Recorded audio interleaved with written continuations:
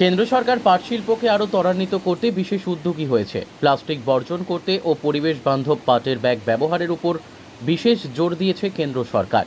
এর জন্য মন্ত্রিসভা বিশেষ অনুমোদন প্রদান করেছে এবং পাটের ব্যাগের জন্য নতুন মূল্য নির্ধারণ করেছে। কেন্দ্র সরকারের এই সিদ্ধান্তকেই সাধুবাদ জানিয়েছেন বেঙ্গল জুট মিলস অ্যাসোসিয়েশন। বুধবার দুপুরে দক্ষিণ দিনাজপুর জেলার গঙ্গারামপুরে বেঙ্গল জুট মিল অ্যাসোসিয়েশনের তরফ থেকে সাংবাদিক বৈঠকের আয়োজন করা হয়। কেন্দ্র সরকারের নতুন এই সিদ্ধান্তকে স্বাগত জানিয়েছে জুট মিল মালিকরা। পাশাপাশি জেলায় ধুঁকতে থাকা জুট মিলগুলি এবার নতুন করে আশার আলো দেখছে। বর্তমানে দক্ষিণ দিনাজপুর জেলার 4টি জুট মিল রয়েছে, যেখানে প্রায় 8,000 কর্মী কাজ করছে। জুট মিলগুলি পুরোদমে চালু হওয়ার ফলে বহু কর্মী এখানে কর্মসংস্থান পেয়েছে। ইতিমধ্যেই পাটের ব্যাগ সহ অন্যান্য কাজের বরাত পেতে শুরু করেছে জুট মিল মালিকরা। পাট ব্যবসায়কে আরও ত্বরান্বিত করতে জেলার পাট ব্যবসায়ীদের তরফে কেন্দ্র ও রাজ্য সরকারের কাছে আবেদন জানানো হয়েছে। বিদ্যুৎ বিলের উপর যদি কিছু ছাড় দেওয়া যায় এবং সরাসরি যদি তাদের কাজের বরাত দেওয়া হয়, সেক্ষেত্রে আরও উপকৃত হবে এই জেলার পাট শিল্প। এই দিনের সাংবাদিক সম্মেলনে উপস্থিত ছিলেন বেঙ্গল জুট মিল অ্যাসোসিয়েশনের সভাপতি অশোক কুমার জোয়ারদার সহ অন্যান্য জুট মিল মালিকরা। আমরা বেঙ্গল জুট মিল অ্যাসোসিয়েশনের পক্ষ থেকে যে সাংবাদিক বৈঠকটা ডাক দিয়েছি, কেন্দ্রীয় সরকার রিসেন্ট জুট মিলের জন্য যে প্যাকেজগুলো ঘোষণা করেছে সেই সম্বন্ধে আমরা বেঙ্গল জুট মিল অ্যাসোসিয়েশন কিছু বক্তব্য রাখতে চাই। সেই জন্য সাংবাদিক সম্মেলন আমরা ডেকেছি।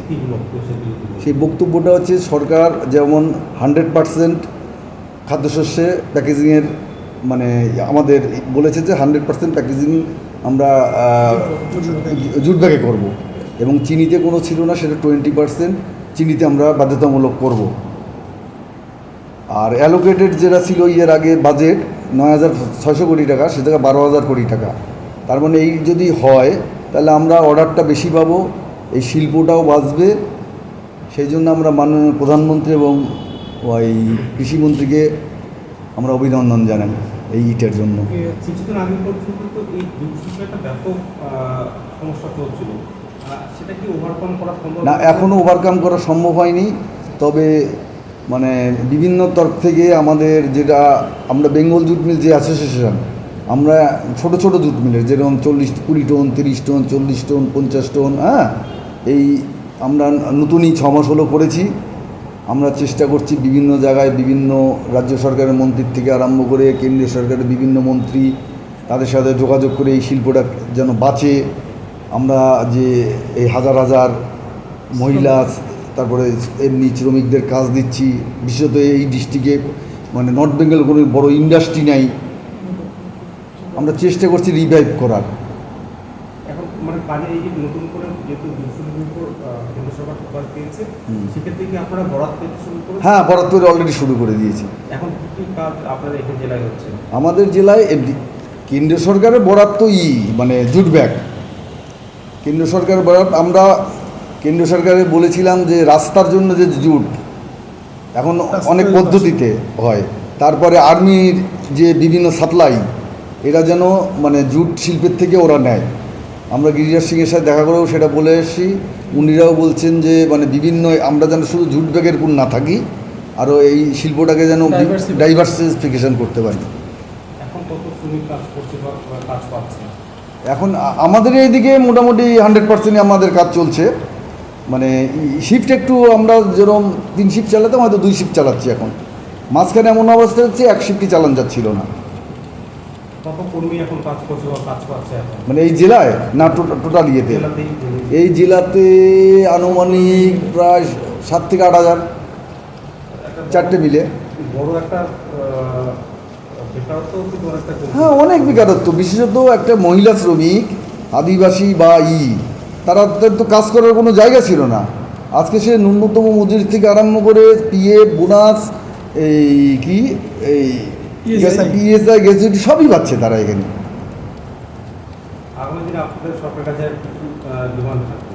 আমাদের কাছে সরকারের কাছে এই ডিমান্ডই থাকবে যেন রাজ্য সরকার, কেন্দ্রীয় সরকার সবাই ডিমান্ড থাকবে, রাজ্য সরকার যদি আমাদের বিদ্যুৎ বিলগুলো অন্তত জুট শিল্পের উপর কিছু কমায়।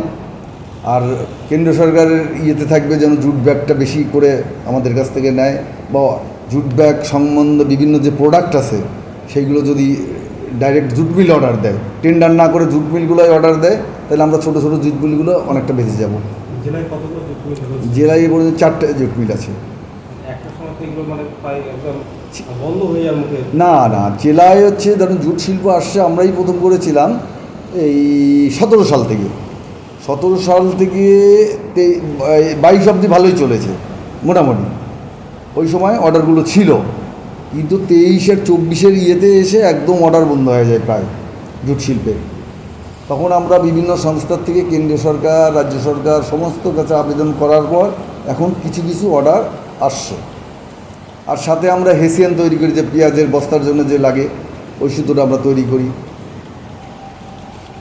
আপনার নাম আর কি সংগঠনের কি দায়িত্ব? আচ্ছা, আমার নাম অশোক কুমার জোয়ারদার, আমি প্রেসিডেন্ট বেঙ্গল জুট মিল অ্যাসোসিয়েশনের। এখন বালুরঘাট থেকে আবির রঞ্জন দাসের রিপোর্ট, এক্সপ্রেস কলকাতা।